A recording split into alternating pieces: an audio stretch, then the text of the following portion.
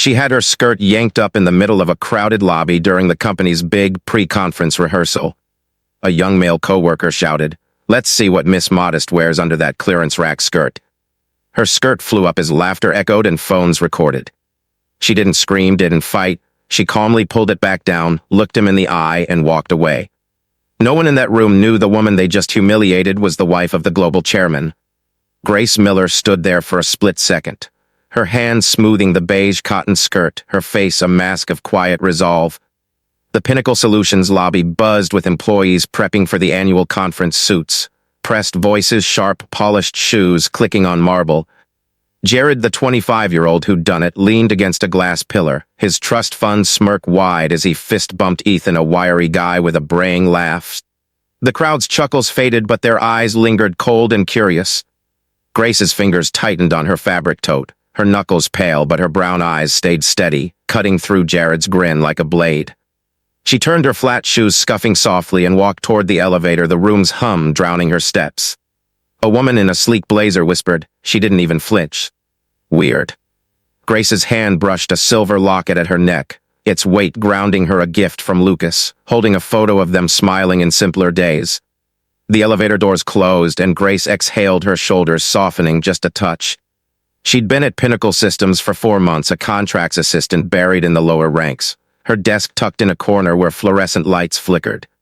She'd taken the job to feel the company's pulse, to see its raw edges without her name. Grace Miller, co-founder, principal shareholder, wife of Lucas Miller, the global chairman, casting a shadow. Her beige skirt, white blouse, and plain tote made her invisible, or so she'd thought. Instead, they drew a bullseye. Coworkers saw her early arrivals, her homemade lunches, her quiet ways, and marked her as lesser. They didn't just overlook her. They sharpened their words, their laughter, a daily weight, her silence, a shield forged in years of discipline. In the open-plan office, a week before the cafeteria incident, Grace was at the printer retrieving a contract draft when a group from sales led by a woman named Vanessa with a loud voice and a flashy scarf gathered nearby. Vanessa glanced at Grace's plain skirt, her lips twisting into a sneer. "Look at her printing her own stuff like a temp," she said loud enough for the cubicles to turn. "Bet she's a cover letter for a better job somewhere, more her level, like a call center." Her group laughed, one guy tossing a crumpled paper ball toward Grace's desk, missing her by inches. Grace froze her hand on the printer, then picked up the ball, her eyes meeting Vanessa's. "This yours?" she asked, her voice calm, holding it out. Vanessa waved it off. "Keep it on, matches your vibe." The laughter swelled, but Grace set the ball down, her fingers steady, and walked away, the locket glinting softly, her silence a quiet defiance. "Hey, before we keep going, can you do me a quick favor? Grab your phone, hit that like button, drop a comment below, and subscribe to the channel. Stories like this cut deep, and I'd love to know you're with me." All right, let's dive back in. It started in the cafeteria a month earlier on a gray morning, when Grace sat alone, her sandwich in a reusable container, her hands on her tote bag, a chair beside her. A group of women from marketing swept in, their heels clicking like gunfire, their designer bags swinging. Samantha, a tall blonde with a woman named Samantha, with a smile sharp as glass, stopped by Grace's table, her eyes raking over the plain blouse and flat shoes. "This one," she said loud enough for the room to turn. "Brings her lunch from home and dresses like a school marm, and she thinks she fits here." Her friends giggled. Lisa, a brunette with a loud laugh, snapping a photo of Grace's lunch container, posting it on the intranet. "Who even uses Tupperware?" Lisa muttered, posting it online. Grace paused, pausing her fork hovering, then set it down, her hands steady. "It's just food," she said, her voice calm, her eyes meeting Samantha's. Lisa snorted, but Samantha's smile flickered like she'd expected Grace to shrink. They walked away, their laughter trailing, but Grace's fingers brushed the locket, its cool surface a quiet anchor.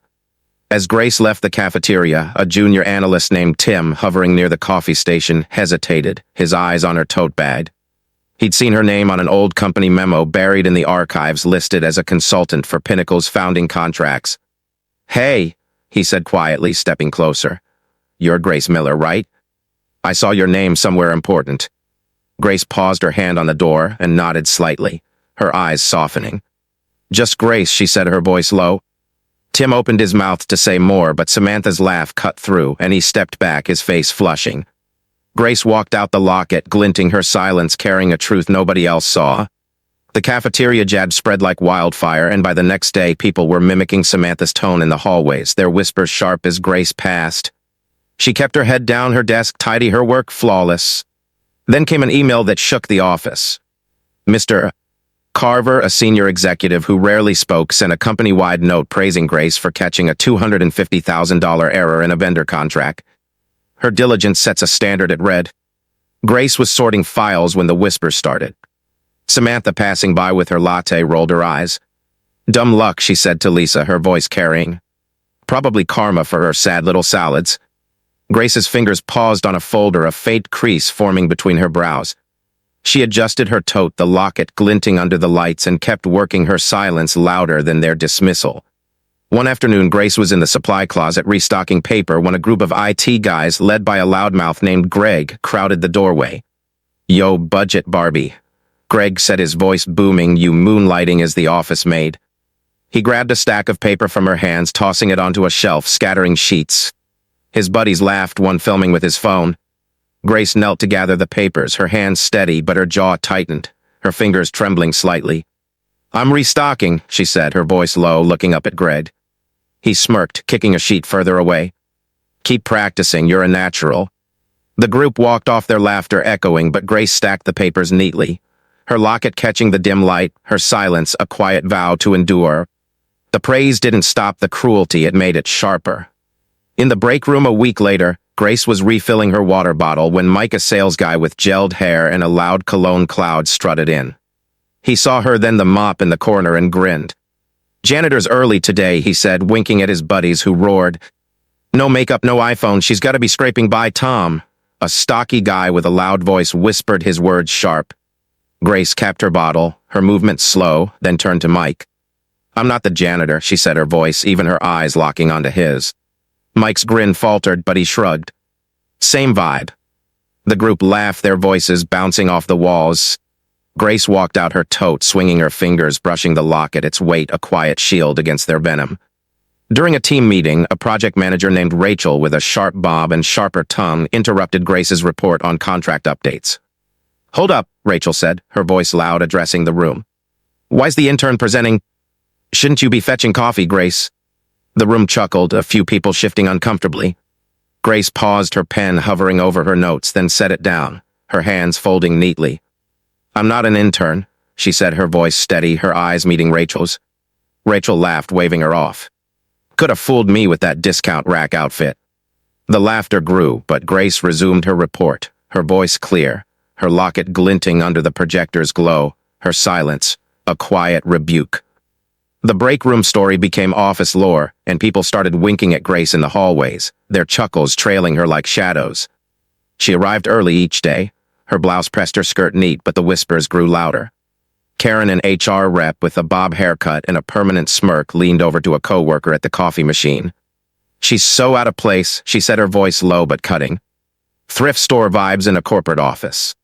Please. Grace, filing papers nearby, didn't pause, but her hands slowed, her fingers lingering on a folder. A small photo in her desk drawer, her and Lucas in a Chicago diner years ago, their hands smudged with ink from sketching contract terms, caught her eye. She closed the drawer, her face calm, and kept working, her silence a wall against their words. A mailroom clerk sorting packages spotted a parcel addressed to Grace Miller, board consultant, and hesitated, his eyes flicking to Grace as she passed. He'd heard her name in old company records linked to Pinnacle's founding. Hey, Miss, Miller, he called quietly, holding up the package. This yours? Looks important. Grace paused, her tote over her shoulder, and nodded, taking it. Thank you, she said, her voice soft, her eyes meeting his. He opened his mouth, but a coworker barked at him to hurry, and he turned away. Grace tucked the package into her bag, the locket glinting, her silence hiding a truth the office wasn't ready for. The tension kept climbing like a storm gathering. One morning, Grace was at the copier when Diana, finance rep with a loud voice and fake nails, stopped by. Hey, budget girl, she said, her tone mock-friendly. Ever think about upgrading your wardrobe? This isn't a food bank. Her friends snickered, their eyes scanning Grace's flat shoes, her plain skirt. Grace fed a document into the copier, her movements precise, then turned to Diane. I'm here to work, she said, her voice steady, her eyes unyielding. Diane laughed, tossing her hair. Work. You're barely visible. Grace finished copying her tote over her shoulder and walked away, the locket glinting her silence, sharp as a blade. In the elevator, a group of executives, including a quiet man named Mr. Patel, watched Grace enter, her tote clutched tightly. Patel's eyes narrowed, recognizing her name from a board meeting years ago where she'd presented contract frameworks. He leaned toward a colleague, his voice low. "That's Grace Miller," he said.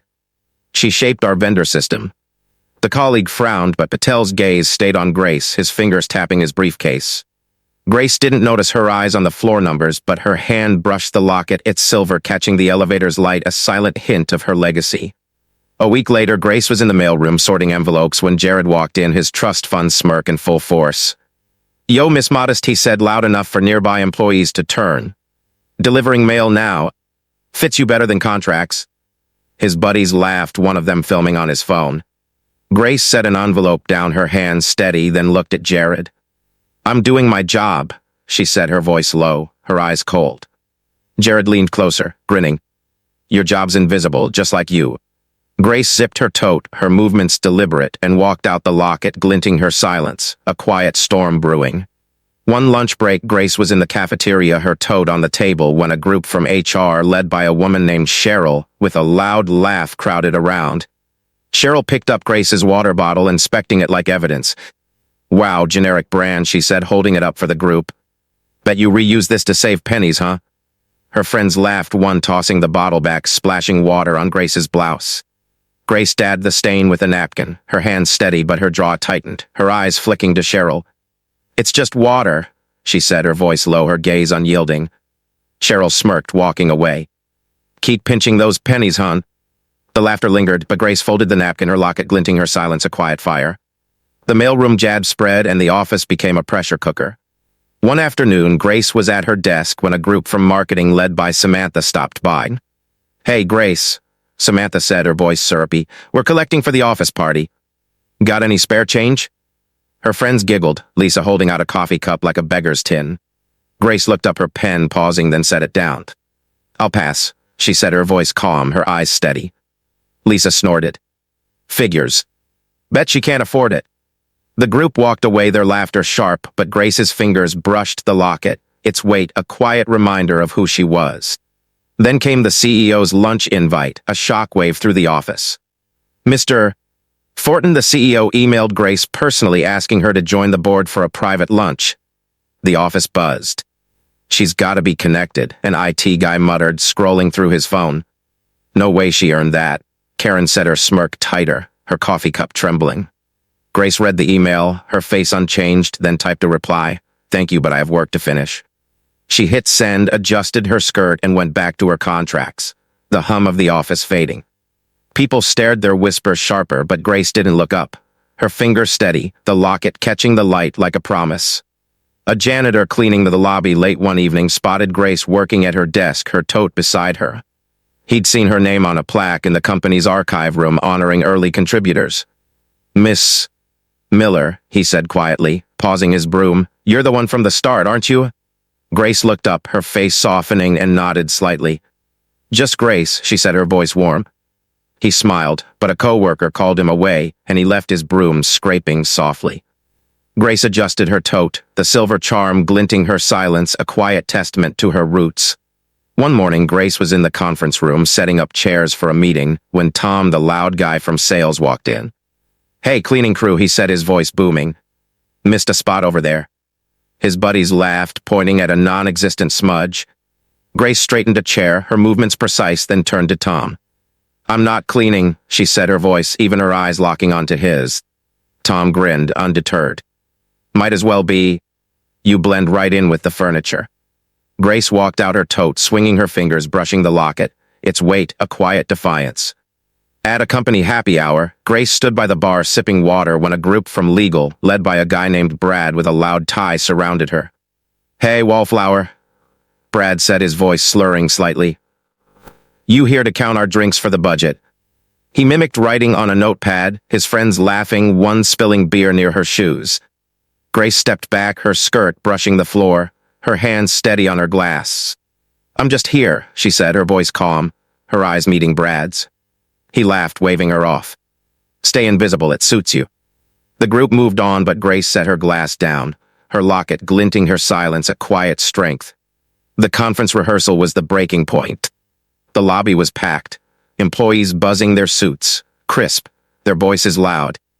Grace stood near the back, her clipboard in hand, checking schedules. Jared spotted her, his buddies egging him on, and saw his chance. He sauntered over, grabbed her skirt, and yanked it up. "Let's see what Miss Modest wears under that clearance rack skirt." He shouted, his laugh sharp. The room froze, phones flashing, a few chuckles breaking the silence. Grace's hands moved fast, pulling the skirt down, her face burning but composed. She looked at Jared, her eyes like ice. "Don't touch me," she said, her voice low, cutting through the room. She turned and walked away, her tote swinging, the locket glinting like a warning shot. A receptionist watching from the desk hesitated, her hand on the phone. She'd seen Grace's name on an old board directory listed as a founding member. "That's her," she whispered to a coworker, her voice trembling. "Grace Miller from the start." The coworker frowned, but the receptionist's eyes stayed on Grace's retreating figure, her fingers clutching the phone. The crowd's whispers drowned her out, but her words lingered, a spark of truth waiting to ignite. The lobby stayed quiet for a moment, then erupted in whispers. "Did you see her face?" A woman in a blazer said, scrolling through her phone. "She didn't even cry," another guy muttered, shaking his head. Grace reached the hallway, her steps steady, but her hands trembled as she gripped her clipboard. She paused by a window, the city skyline sprawling below, and touched the locket, her fingers lingering. Years ago, Lucas had given it to her in a quiet moment, saying, "This is you, simple, strong, timeless." She let her hand drop, her shoulders straightening, and walked to her desk, the office hum trailing her like a shadow. The skirt incident was the talk of the office, but Grace kept working, her desk tidy, her face calm. That afternoon, an urgent email hit every inbox from the executive team. The chairman of Pinnacle's global parent company was flying in from London overnight due to a serious ethics incident. People whispered, their eyes darting to Jared, who laughed it off. "HR drama," he said, shrugging. Grace read the email, her face unchanged, but her fingers brushed the locket, a faint crease between her brows. She opened a drawer, pulled out a contract, and kept working, her silence heavy with purpose. The office felt charged, like a storm was about to break. The next morning, Grace walked into the office. Her beige skirt pressed her blouse crisp, her tote over her shoulder. Samantha, Mike, Karen, and a few others blocked the hallway, their faces smug. Samantha stepped forward, her designer bag swinging, her smile cold. "You should quit today," she said, loud enough for the cubicles to hear. "We need people who fit the brand." Mike nodded, winking. "No offense, but you're dragging us down." Grace stopped, her sandals flat against the carpet, her eyes scanning each face. "I'm here to work," she said, her voice calm, her gaze steady. She stepped around them, her tote brushing Samantha's arm, and walked to her desk, their laughter trailing her. The hallway blockade was the final straw for some, but not for Grace. She sat at her desk sorting files when Ellen, a quiet woman from accounting, hesitated nearby. "I saw what they did," Ellen said, her voice low. "It's not right." Grace looked up, her face softening, and nodded. "Thank you," she said, her voice quiet but warm. Ellen walked away, but her words hung in the air, a small crack in the office's cruelty. Grace adjusted her tote, the silver charm on her bag, a Pinnacle logo prototype she'd designed with Lucas, catching the light unnoticed by the crowd. By mid-morning, the office was buzzing about the chairman's visit. Jared, lounging by the coffee machine, grinned at Mike. "She's got no shame," he said, loud enough for the room to hear. "Bet she's gone by lunch." Grace, filing papers, didn't look up, but her hands slowed, her fingers lingering on a folder. A small keychain on her tote glinted its silver charm, a quiet hint of her truth. She kept working, her silence a defiance nobody saw coming. Then the lobby doors swung open and the world shifted. A fleet of Rolls-Royces pulled up outside, their black paint gleaming in the morning sun. Lucas Miller stepped out, his suit sharp, his face calm, his eyes like steel. The office froze, phones dropping, coffee cups forgotten. Lucas walked in, his presence filling the room, his footsteps echoing on the tile. He scanned the crowd, his gaze landing on Grace, who stood at her desk, her tote at her side. He crossed the room, hugged her gently, and took her hand, his fingers warm against hers. "To the entire company," he said, his voice steady, carrying to every corner. "This is my wife, co-founder of the system, principal shareholder, the mind behind our key contracts for the past 5 years. And today she showed me the true culture of this place." The silence was deafening, the kind that makes your heart pound. Samantha's designer bag hit the floor, her face pale. Mike's wink froze, his coffee cup trembling. Karen's smirk vanished, her hands clutching her phone. Jared stood by the coffee machine, his smirk gone, his eyes wide with panic. Lucas's words were a gavel, final and unyielding. Grace stood beside him, her beige skirt and white blouse commanding every eye, her locket glinting under the lights. She didn't speak, her silence louder than anything, a force the room couldn't ignore. As Lucas spoke, a senior VP in the back, Mr. Langston, dropped his briefcase, his face paling. He'd met Grace years ago at a contract, signing her signature on Pinnacle's founding documents. "That's her," he whispered to his assistant, his voice shaking. "The architect of our system." The assistant frowned, but Langston's eyes stayed on Grace, his hands trembling, realizing the weight of the moment. The crowd didn't hear their focus on Lucas, but the whisper spread, a ripple of truth breaking through the office's facade. Samantha tried to speak, her voice cracking. "Mr. Miller, we didn't know." Lucas cut her off, his gaze cold. "You didn't need to know," he said. "You chose how to treat her." He turned to Grace, his eyes softening, and handed her a folder. "The board's waiting," he said, his voice low. Grace nodded, her fingers closing around the folder, her sandals scuffing as she walked toward the conference room. The crowd parted, their eyes dropping, their whispers silenced. Jared lingered by the wall, his face pale, his hands in his pockets, the high five, a bitter memory. The fallout was swift and quiet, like truth catching up. By noon, an email announced that Samantha, Mike, Jared, and Karen were suspended pending an ethics investigation.